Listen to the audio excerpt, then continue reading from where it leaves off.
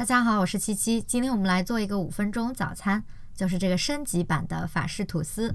它材料简单，做起来更简单，但是味道却特别好吃。它是那种一段时间没有吃到，我就会特别心心念念的那种。你们有这样的食物吗？也可以在弹幕或评论分享一下哦。那我们就开始吧。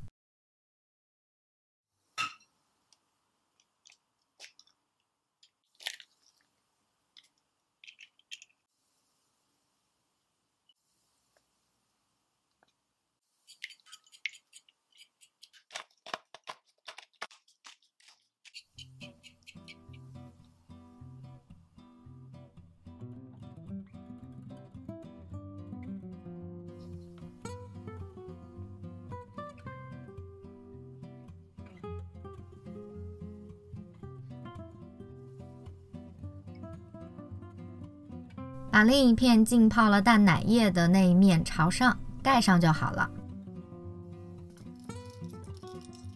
黄油融化之后就保持小火来煎这个吐司。我今天用的是铸铁锅，所以呢会更加的香浓。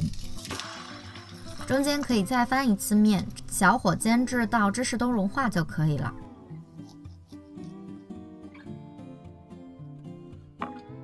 这拉丝的盛况呀，我就不多描述了哈。反正我是挺喜欢这种场景的，觉得超级治愈。你们呢？